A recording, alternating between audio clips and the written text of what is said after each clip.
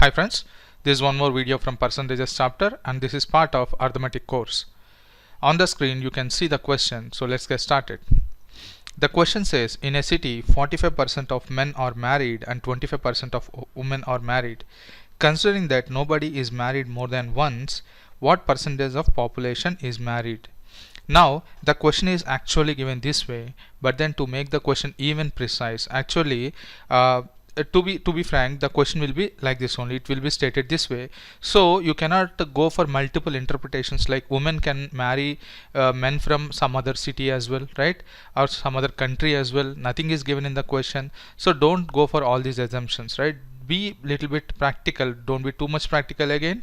So be practical in the orientation of the question, right? So on the first look, okay, on the first look, people who are thinking smart, or people who are being simple, they understand the question the right way. But people, over smart people, will think in multiple directions, multiple dimensions. They come up with multiple conditions, right, which is not really a good thing, good practice, right? So that's why the question is actually mentioned this way. Now you need to understand the question correctly. That is the first thing. Secondly, solving the question, right? First, understand the question is important. Now as and when you read the question, don't go for assumptions like women may marry men from other city or other country. All these assumptions are not useful here, right? Now see this.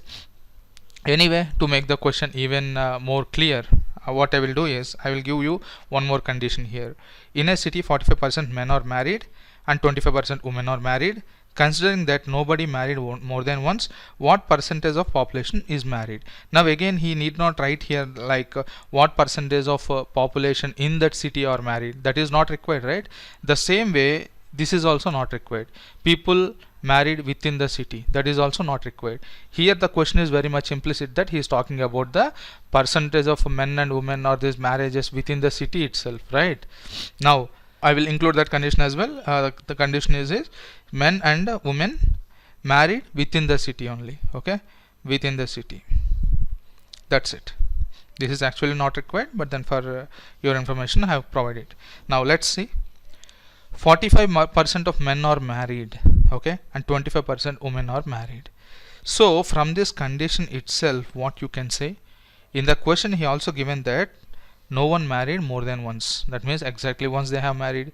So you can say that 45% of the men present in the city, out of those men 45% are married. So I can say 45% men is equal to 25% women. Okay, how is this possible? What is this 45% of men? This is married. Similarly 25% are married. That means exactly a couple means exactly one wife and one husband. That is why he has given not more than once. They are married not more than once. From this condition we can say this. Now what I can write it as 9 men is equal to 5 women. Now men is to women will be 5 is to 9. Right? That's it. So what is this 5 is to 9? Men is to women means total men is to total women in that city is 5 is to 9. So what is the total strength in that city? It will be 14 in terms of percentage, or in terms of ratio it is 14. Done. Now he's saying 45% of the men. I'm assuming that my man is 5. Okay, I'm assuming that my woman is 9. But I can say my total men will be 5x, my total women will be 9x. Right now I am taking x is equal to 1. There is no mistake in taking x is equal to 1.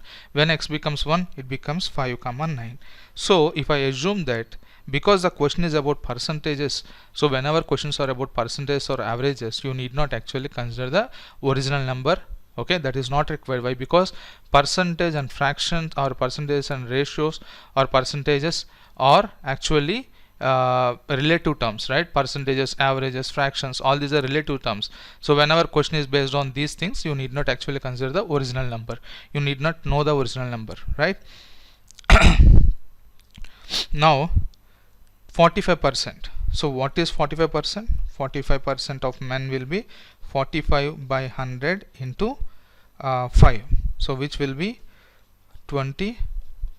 5 9s are 5 4s are, right? 9 by 4. So 9 by 4 is nothing but 2.25. So what is this 2.25? 2.25 is the number of men married, married men. Okay, so if men are 2.25, then what will be number of women married? It also will be 2.25. So what is the total strength married? Total strength married is 2.25 plus 2.25 by what is the total strength here? It will be 14. 5:9, so this is 14 into 100. You get the percentage of married population in that particular city. Now you get 5 by 14 into 100. You solve this, so it will be 4.5, right? 4.5 by 14. You solve this, you will get your answer. But then this is not the shortest solution. Now in any question, our first solution itself will be optimal, right? We will try to solve the question in the most optimal way. So our first solution itself is optimal. If you want to want to solve it in a traditional way, you use excess and all, right? 45% means you will take 40 by 5 by 100 into x. That is the traditional way of solving. But then we will solve without using x. So our first solution is done. This is also easy solution. But then I'll tell you the second way, which is even more optimized, right?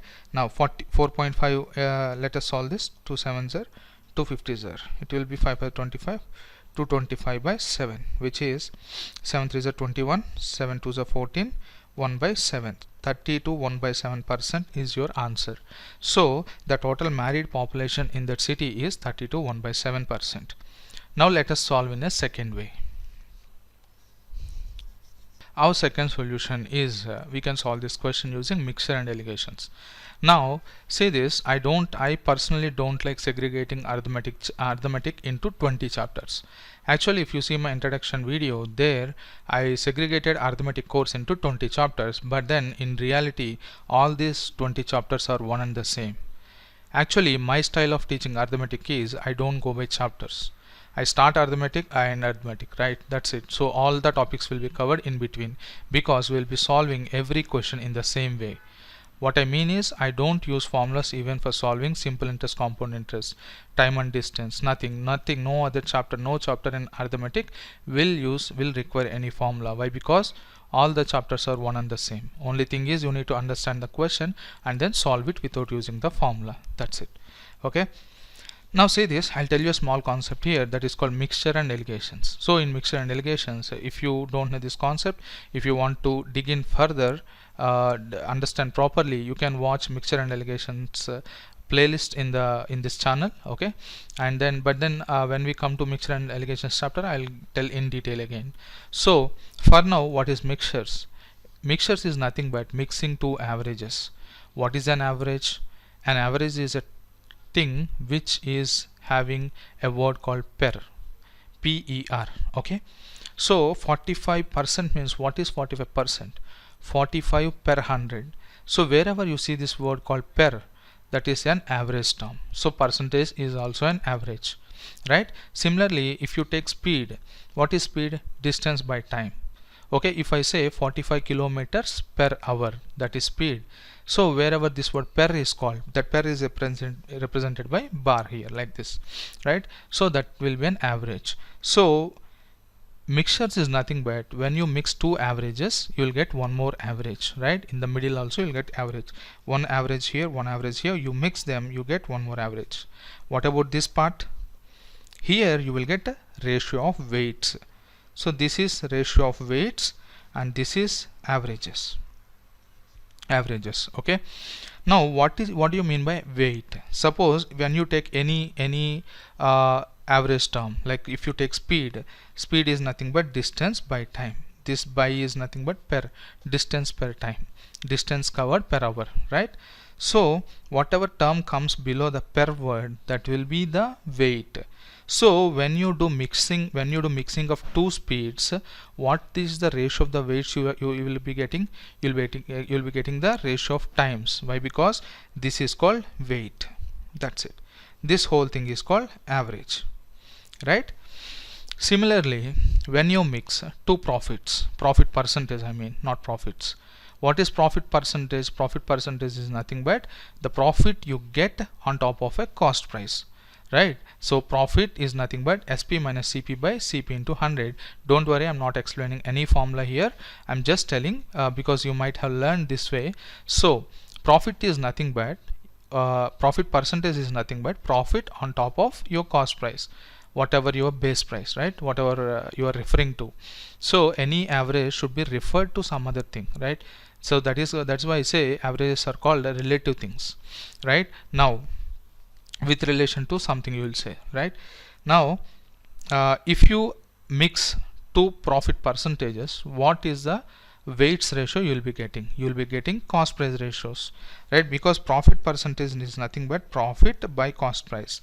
When you mix profit percentages, two profit percentages, in between here also you will get a profit percentage, but the weights you will get as cost price 1, cost price 2.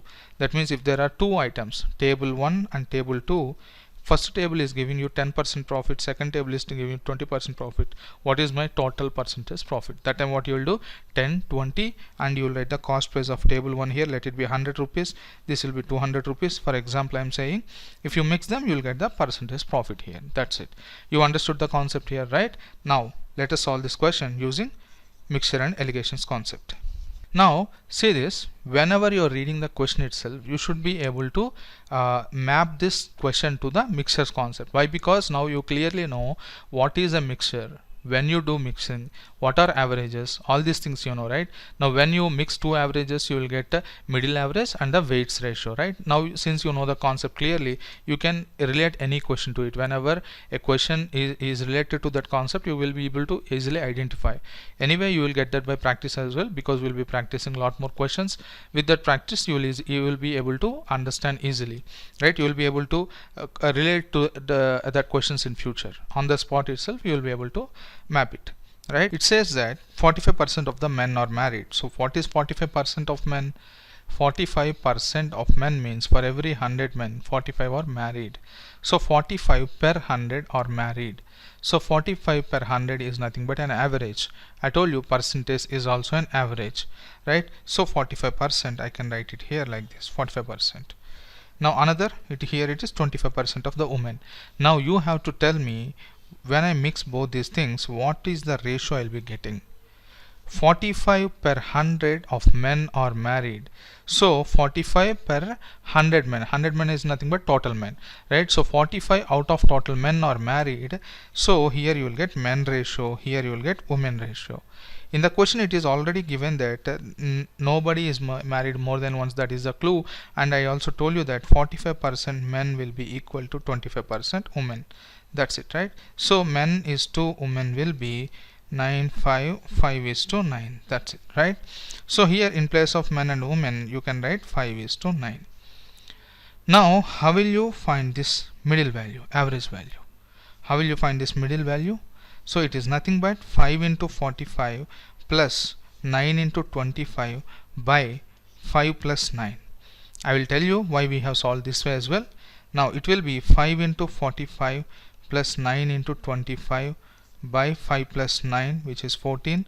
So it will be 225 plus 225, which is 450 by 14, which is 2 2s are 2 2s are 4, 2 5s are 10, 2 7s are, so this will be 7 3s are 21, 14, 1 by 7. So 30 to 1 by 7% of the total population are married. So your answer will be 30 to 1 by 7. You see the difference, right? From method 1 and method 2, how much optimizer way we are able to solve the question. Okay, so even in future, whenever you see a question where mixture and allegation concept is hidden, you will be able to easily identify that, and you will be able to simplify the question in a much better way, right? The question says again, now we don't solve using the method 1. You understood, right? What is method 1, how to solve that? If you want, you can try it on your own. We will directly solve using mixtures concept. Again here in a city, 21% of men are married, 14% women are married. So here when we mix both these things, you will get the married percentage here, but then here you will get men ratio, women ratio. This is total men, this is total women. Right? Now from this question what you can say, since there nobody is getting married more than once, you can say that 21% men is equal to 14% women. 7 3s are 7 2s are. So men is to women will be 2 is to 3. That's it. Men is to women will be 2 is to 3. So here you can write 2 is to 3. Now what will be this percentage? How to do that? 2 into 21 plus, okay, plus 3 into 14 by 2 plus 3. So it will be 42 plus 3 into 14, 4 3 is 12, 42 by 2 plus 3, 5. Now this is nothing but average only we are doing, right? So why exactly I'm doing like this? Why I'm multiplying these two, then I'm adding them and dividing by this? This is nothing but average. Why so? What is average here? So what I can say is 2 people are having an average of 21%, 3 people are having an average of 14%. So what is the total average? What you will do? 2 into 21, right? 2 into 21 plus 3 into 14 by what is the total strength? 2 plus 3, which is 5. This is what I'm doing here, right? Instead of writing all these things, I'm just telling to find the middle number, just multiply this and this by add with this denominator. That's it. So it will be 84 by 5. What is 84 by 5? If I 2 by 2 by 2, it will be 4 2s are 8. It is 16. 16 by 10, which is 16.8%. That's it. Easy, right? That's it.